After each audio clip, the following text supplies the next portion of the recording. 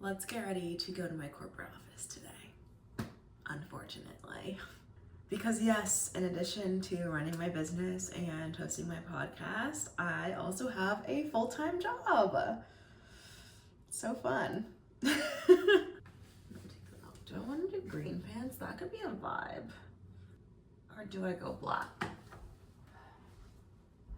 Just go black. So I only go into my office on Wednesdays, which I understand is totally a blessing. Like, it's not bad at all. I'm remote 4 days a week, and then Wednesdays I'm a very brave girl and I go into my office. It is, however, still an adjustment for me because I ran my business full-time for 4 years. So for 4 years I got used to being on my own schedule. I got used to having complete time freedom. I got used to essentially just doing life how I wanted to do life, which I recognize is such a privilege. But for those 4 years, I was able to sustain my lifestyle. All my bills were paid. Like, your girl got it done. So having this full-time job for the last about 11 months has been a huge adjustment for me, but it's also been a blessing. The reason that I got the job is because if you're a business owner, you know, like, there's a lot of instability in entrepreneurship, and it gets kind of exhausting always having to be so concerned about where your next sale is going to come from and how much you're going to make that month, and not being able to really like track expenses or budget well because your income's so inconsistent.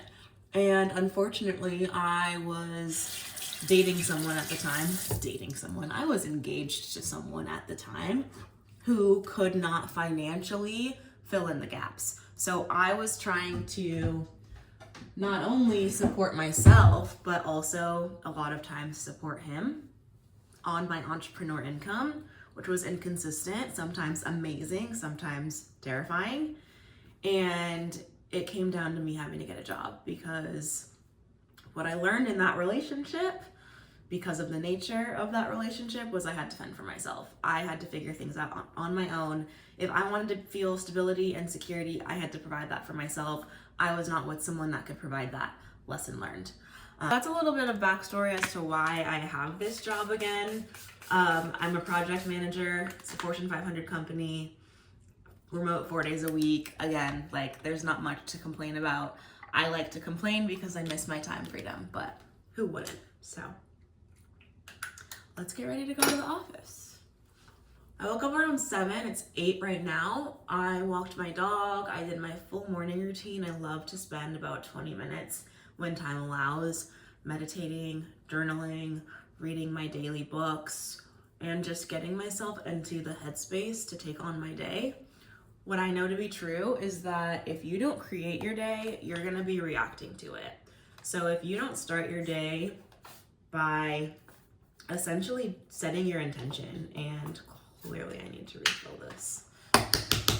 If you start your day by just reacting to what's going on in the world and what's going on to other people's lives, you're gonna feel rushed. You're gonna feel like there's just not enough time to do what needs to be done in the day, and it feels very chaotic. And I think social media is honestly to blame for that because so many people wake up and just scroll on their phones, and it's so unfortunate. I don't do that anymore. Years ago I did. Now I start my day with myself and my life and my goals and my dreams and my thoughts, my journal, my books, and I cannot tell you how much of a difference that makes for your mental health, your spiritual health, your connection to God, higher power. And then also, if you're a creative person, your creativity, your business growth, your ability to create from a place of actual purpose instead of just looking at what everyone else is doing and starting your day with the world and trying to, I guess, keep up or do things based on what you see everyone else doing. We don't want that for you. All right, I need to put makeup on. I am forever running late to my corporate job. For legal purposes, that's a joke, haha. But no, I tend to run late to get to this office. I have a lot of resistance around going, and again, I have a good job. I'm very blessed. It's more so just the internal resistance around having to go to an office that is not my business and work on tasks that are not my business. We're still adjusting, but I think the greatest mindset shift that I've made and that I would help my business clients make a few years back is just really seeing the corporate job as an investment into the business. That's pretty much how I see it now, is like my corporate job is allowing me to build her becoming. It's allowing me to take the time and space that is required to really build my business again from the ground up, because that's the phase I'm in right now, is a complete rebuild phase. I was able to sustain business coaching for 4 years full time, but when I pivoted to launch this podcast and become more of a wellness creator after getting my certification through IIN, I kind of had to start from zero. I had to rebuild an audience. I'm having to learn how to podcast. I don't have any coaching clients, so that's not bringing me income right now because I'm not offering coaching services.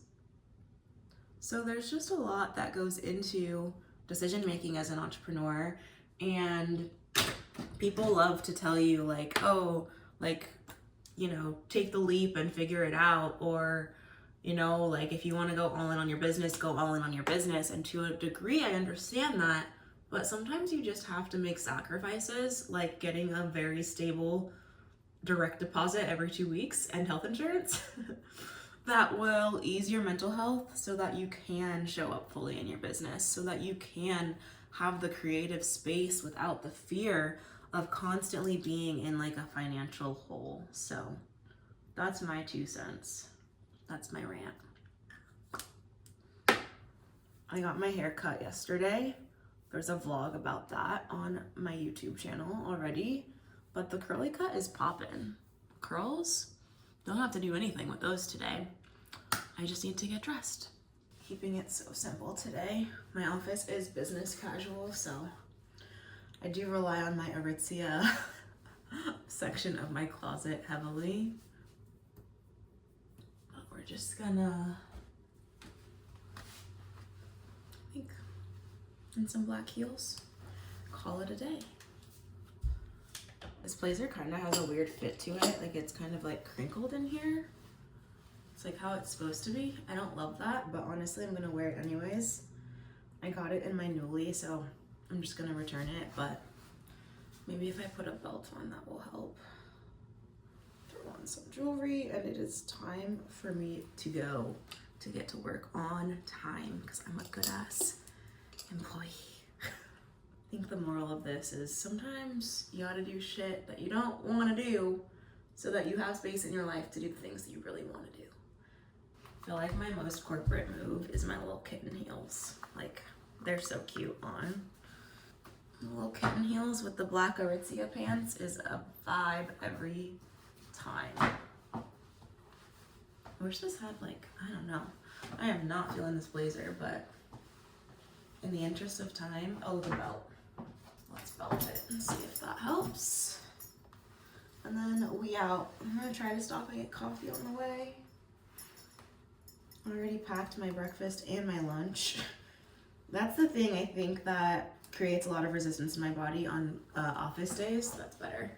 Is just my like food schedule. I love eating at home. I love cooking my own meals. So I really have to prep like my breakfast, my lunch, my snacks, and take everything to the office because I don't like eating out for lunch and spending money to eat out for lunch, because let's be real, in this economy.